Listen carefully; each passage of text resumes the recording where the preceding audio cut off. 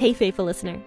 Thanks for tuning in to the P40 Ministries daily podcast. This podcast is dedicated to helping you grow spiritually so you can grow personally. Let's grow together by building a consistent Bible reading routine. This is Jenn, your host, and today we will be discussing the book of Mark.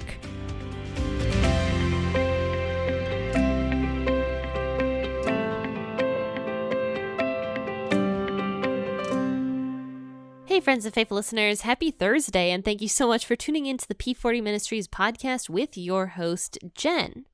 Today we are going to be discussing Mark chapter 4, verses 35 through 41. Grab that cup of coffee and let's go ahead and begin. But before we do begin, actually, I do have an exciting announcement. Tomorrow, Gregory Kokel is going to be on the podcast with me. He is the tactics author, and he's also the founder of Stand to Reason. So he's a really cool guy, and he's somebody that I've been quite a fan of for a while now. Ever since I've heard of his ministry, I've really enjoyed it. He's a debater. He debates people, and he's been doing a lot of good for the Christian community for quite a while. So please make sure to tune in tomorrow to listen to a podcast episode with Gregory Kokel. But today, it's just me. And we are in Mark chapter 4, once again, 35 through 41. Grab that cup of coffee and let's go ahead and begin. On that day when evening had come, he said to them, "Let's go over to the other side." Leaving the multitude, they took him with them, even as he was in the boat. Other small boats were also with him. A big windstorm arose, and the waves beat into the boat, so much that the boat was already filled. He himself was in the stern, asleep on the cushion, and they woke him up and told him, "Teacher, don't you care that we are dying?" He awoke and rebuked the wind and said to the sea, "Peace, be still." The wind ceased, and there was a great calm. And he said to them, "Why are you so afraid? How is it that you have no faith?" They were greatly afraid and said to one another, "Who then is this, that even the wind and the sea obey him?" I really like this passage of scripture. This is the story of the disciples having very little faith in who Jesus was as he was asleep. So it says that after Jesus was finished talking with the multitudes, he went into the boat and he said to his disciples, "Let's go over to the other side and teach over there." So they left the multitude and they took him with them even as he was in the boat.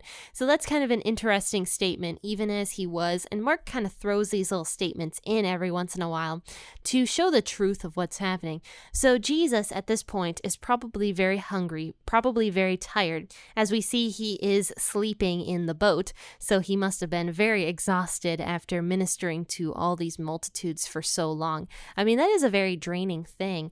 I've taught a few classes in my time, and it's kind of hard to stand in front of the students and give a lecture, and it really wears you out at the end of the day. So I do give props to teachers who do that every single day. I can imagine it's pretty stressful at the end of the day when you're exhausted after teaching a class for 8 hours.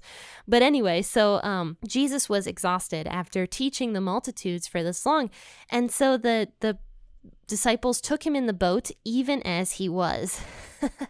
So it says that there were some other small boats also with him. So it wasn't just the boat that Jesus was in, but there were other little boats going across with Jesus as well. And so all of a sudden, this big windstorm arose basically.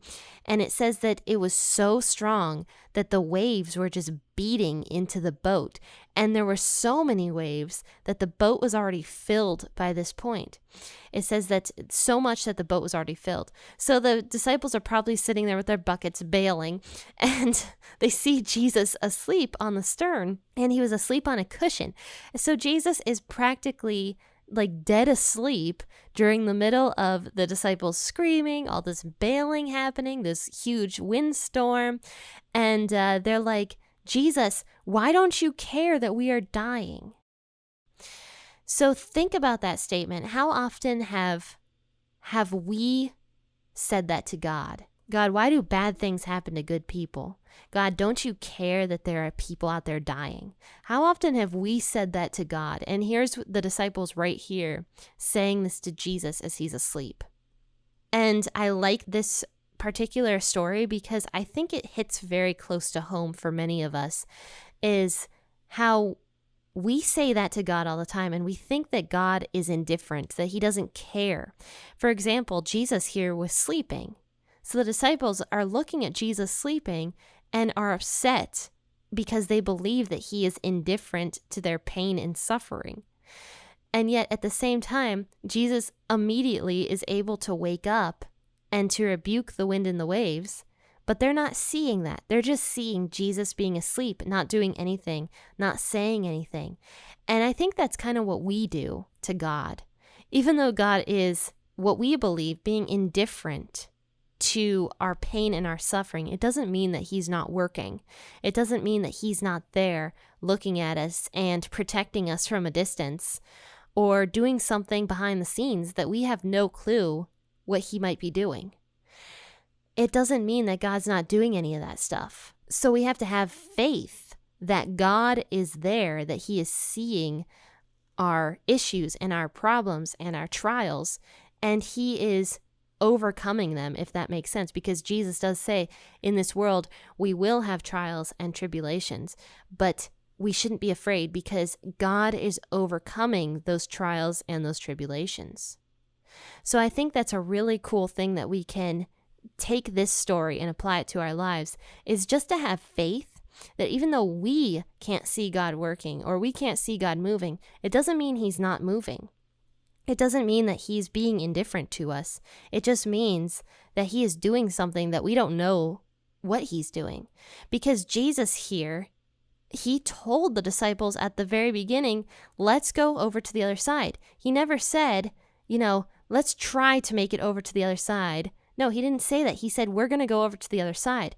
So he was telling his disciples right then and there at the very beginning that they were going to be okay and that they were going to make it to the other side.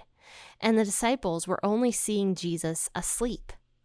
So they weren't having that faith that Jesus was working, that Jesus was already putting the plans in place that they were going to make it to the other side. All they could see was Jesus sleeping. So they wake him up, and Jesus wakes up. And they're like, Jesus, he's like, don't you care that we're dying? So he wakes up and it kind of seems like he's slightly irritated from being woken up here. It says, he awoke, he rebuked the wind and said to the sea, peace, be still. And the wind ceased and there was a great calm. And then he said to them, why are you so afraid? How is it that you have no faith? So I think that part's kind of funny because Jesus not only rebukes the wind and the waves for being loud and boisterous, but he also rebukes the disciples. And he's like, why don't you guys have more faith? I already said we're going to make it to the other side. So I think that's kind of funny that Jesus was woken up out of his sleep and was irritated. Oh, I get irritated when people wake me up out of a sleep. I get so mad, especially if I'm about to fall asleep. Like that moment when you're just about to fall asleep and somebody wakes you up, that is the worst because I have the hardest time getting back to sleep if I get woken up out of that just about to sleep moment. So I can kind of understand Jesus's irritation here with getting woken up out of his sleep after he was so tired. And now he has to take care of his disciples' problems. But one thing I think is interesting also, it says he rebuked the wind. So he yelled at the wind. And then he said to the sea, peace, be still. And so it says that there was a great calm. So not only did Jesus save his disciples' boat, but he also saved the other little boats that were out on the sea with him. So it wasn't just the disciples seeing what was happening here. It was probably the other boats as well being like, what the heck just happened? We were just about to die and now all of a sudden there's this huge calm. So this was Jesus ministering not just to his disciples, but to every single boat that was on that sea with him. And so then he turns to his disciples and he says, why are you so afraid? How is it that you have no faith? And that right there, I think, is the moral of this entire story, is just the fact that the disciples chose not to have faith in Jesus. They were so overcome with fear and so overcome with emotion that they were unable to see the big picture that they were going to make it to the other side. And so when Jesus rebukes them, that they have no faith. I think that is like I said before, the thing that we can take away and apply right now is just realize that God is good and that God has our best interests at heart, and he is going to see us to the other side, if that makes sense.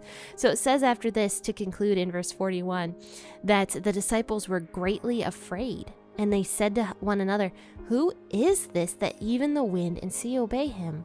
So I don't believe at this point that the disciples actually knew who Jesus was, actually until this very moment, at least for many of them, because we do find out later on that the disciples do say that they believe Jesus is the Messiah, but I don't know if they believe that yet. I mean, maybe they have a thought that maybe he is, but I think partially they're not quite sure yet who Jesus is.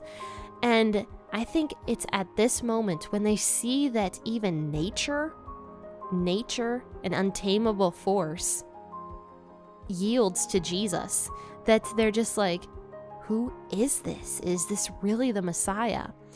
The wind and the sea even obey him. They're questioning in themselves, and they're afraid for a completely different reason now. They're afraid because now they see this supernatural power that Jesus has, and they're just like, holy cow, this guy can tame waves, this guy can tame the wind, and they're afraid for that reason. And now they're wondering within themselves, who is this guy that he has all this power, that he's able to just completely take it from a complete storm to a sunny day. So once again, friends, this was Mark chapter 4, verses 35 through 41. And this was a bit of a shorter episode today, but that's okay. I can have a short episode every once in a while. Technically, my podcast episodes, I think I originally made it from 10 to 15 minutes. But actually my first episode started out as like 5 minutes. So I've grown a bit in what I talk about. And sometimes my episodes get to be like 30 minutes long. It depends on what we're talking about for the day. But today is a shorter episode, but I thank you guys for tuning into it nonetheless and for learning along with me. And just remember to keep the faith, to pray to God if you have an issue, and to remember this story next time you are feeling God might not be good. Just remember this story, that God, in fact, does care, and that he is always working, because it says that he is always working. So friends and faithful listeners, I've got nothing else to say today except happy listening and God bless.